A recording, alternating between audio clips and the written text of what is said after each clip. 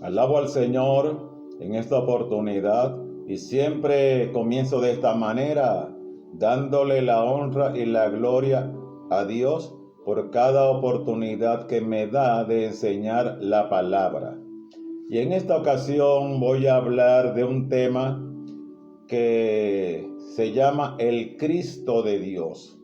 Es un tema que en realidad no es común, pero que está en las Sagradas Escrituras. Si uno lee un relato que acontece en el Evangelio según San Mateo capítulo 16, versículos 13 al 18, Jesucristo le pregunta a los discípulos: ¿quién dicen los hombres que es el Hijo del Hombre? Y ellos dijeron: unos dicen que tú eres Elías, otros dicen que tú eres Juan el Bautista, otros dicen que tú eres Jeremías o alguno de los profetas. Y él les pregunta: ¿y ustedes, que son mis discípulos, quién dicen ustedes que soy yo? Y Pedro le dijo: tú eres el Cristo, el Hijo del Dios viviente. Y en la versión que narra Lucas, en el capítulo 9, versículo 20, dice que Pedro respondió: tú eres el Cristo de Dios.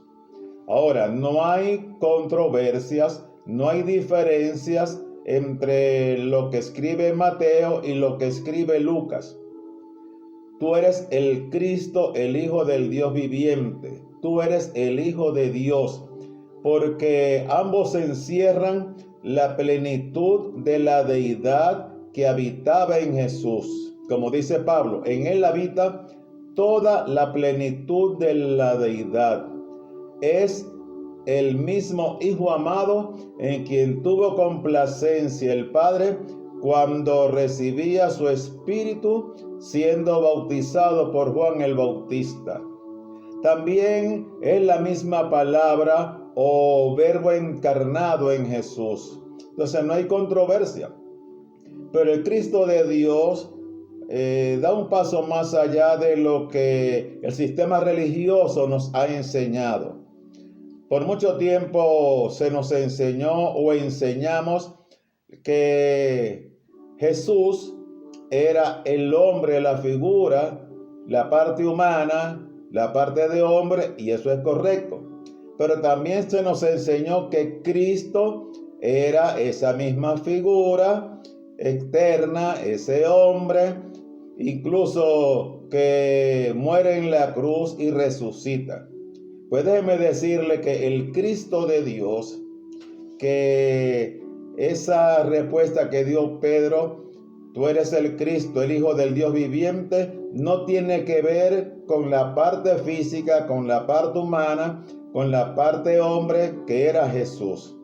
Porque si no, no es revelación, como se lo dijo después Jesucristo.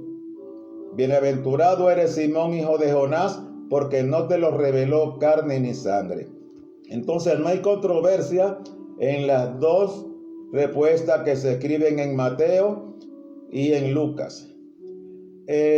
Algo interesante aparece en la escritura bíblica en Marcos capítulo 5 versículo 7, cuando un endemoniado se acerca a Jesucristo y le dice: ¿qué tienes contra mí, Hijo del Altísimo?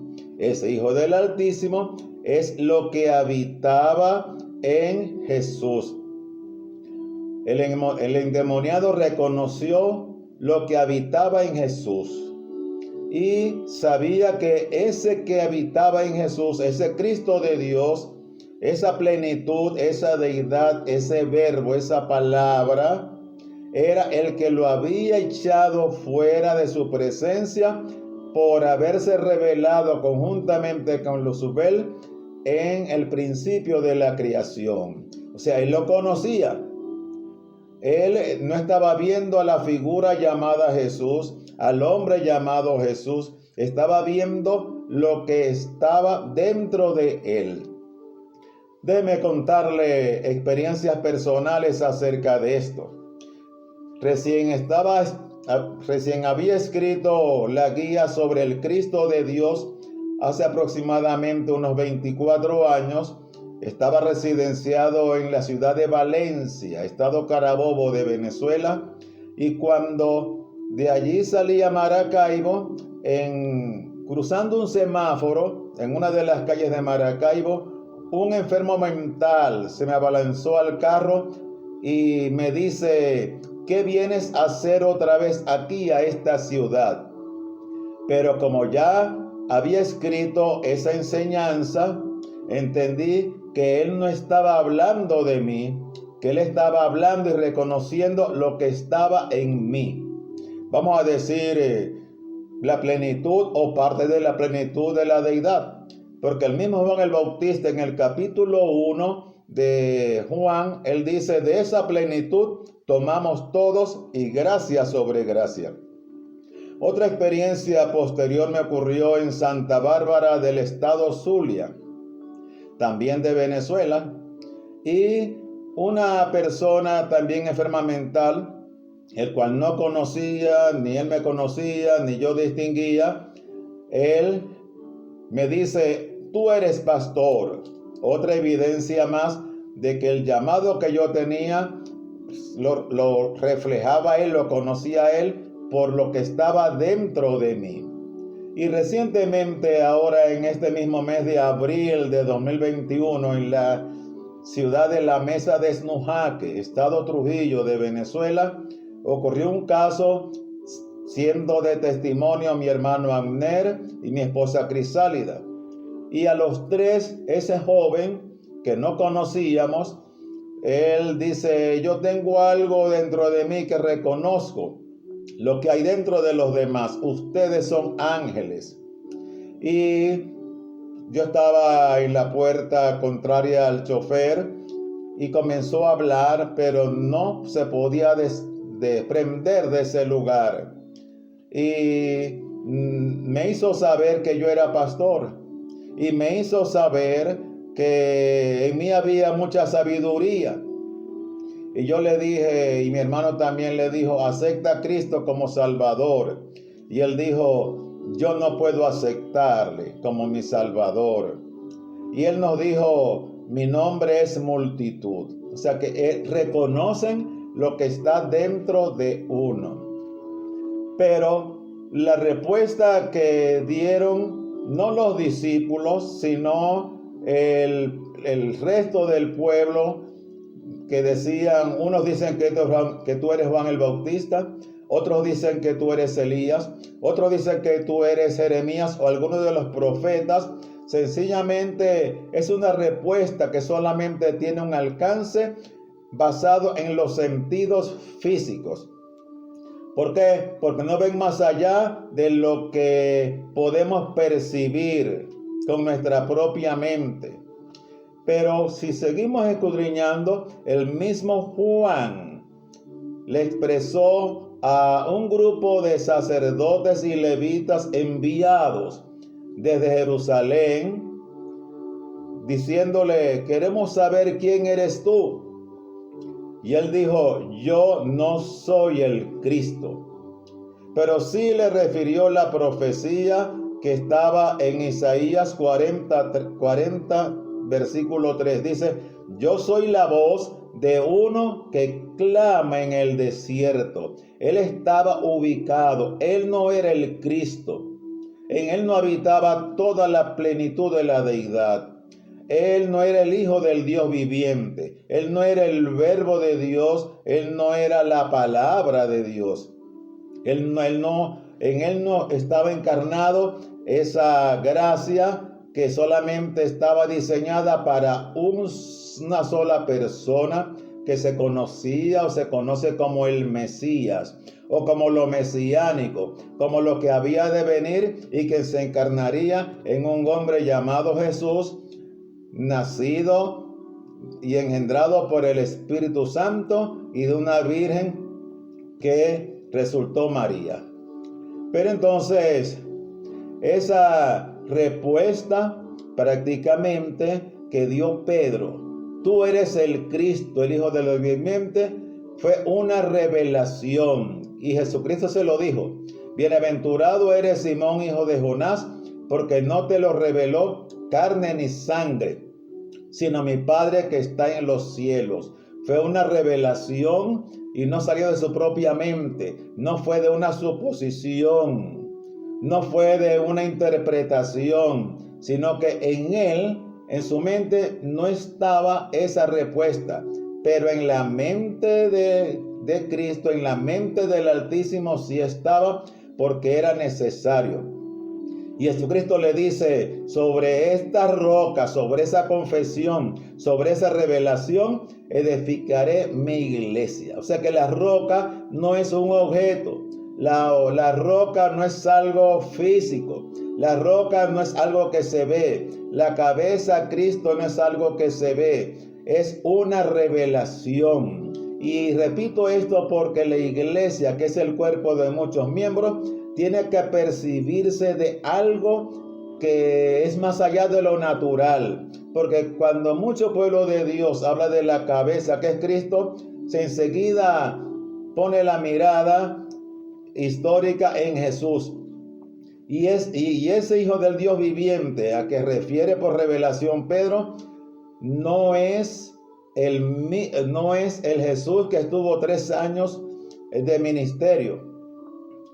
No es el Jesús que fue a la cruz. No es el Jesús que resucitó, sino el Jesucristo glorificado, que se sentó a la diestra del Padre. Sobre esa revelación, sobre ese Cristo glorificado, es que descansa la iglesia. Por eso dice: y sobre esa roca, sobre esa revelación, edificaré mi iglesia. ¿Por qué? Porque la iglesia es un organismo más que una organización que va de menos a más.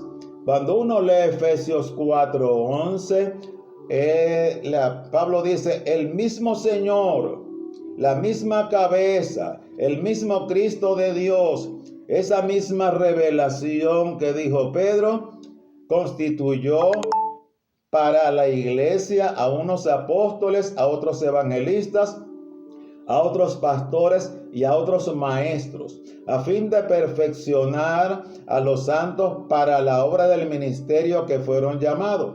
¿Y cuál es la obra del ministerio?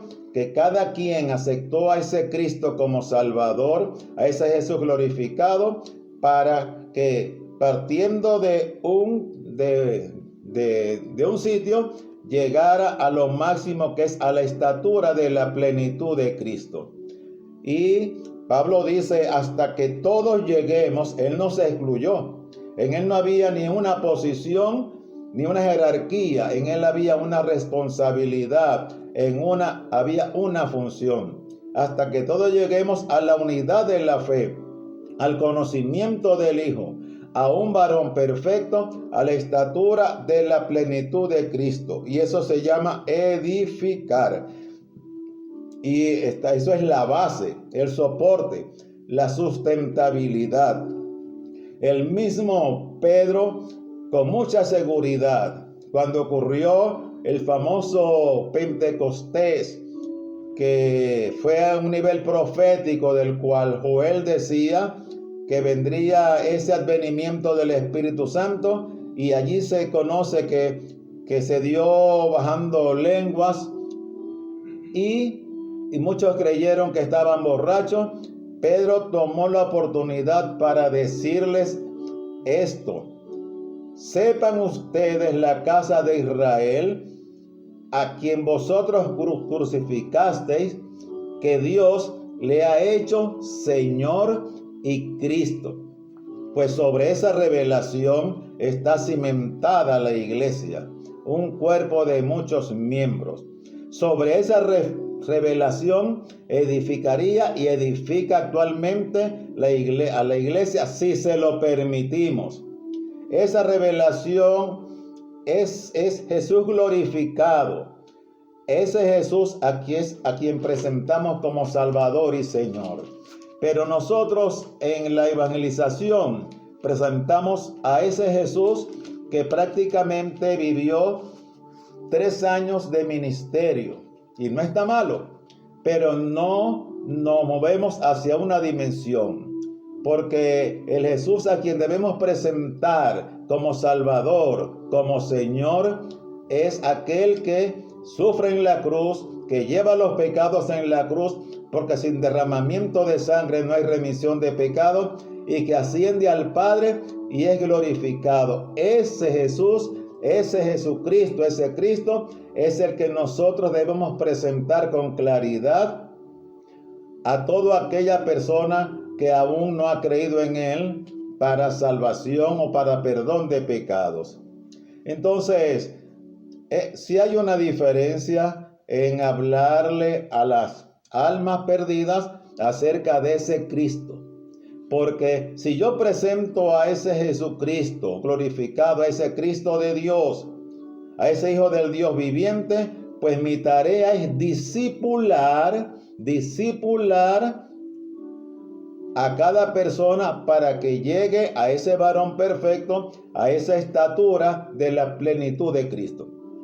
Y yo recomiendo que todo discipulado, independientemente de la denominación o convención o agrupación que profese, que hagan discipulados partiendo de hacer crecer a la gente en ese Cristo que presentaron, y no un discipulado moviendo las ramas de la doctrina de una denominación que en algunas áreas puede ser escritural, pero otras áreas no es escritural, para que toda la humanidad pueda ver en una persona que aceptó a Cristo a uno como el Señor es. Que el Espíritu Santo abra el entendimiento de todo aquel que reciba esta enseñanza. Es mi deseo y es mi oración.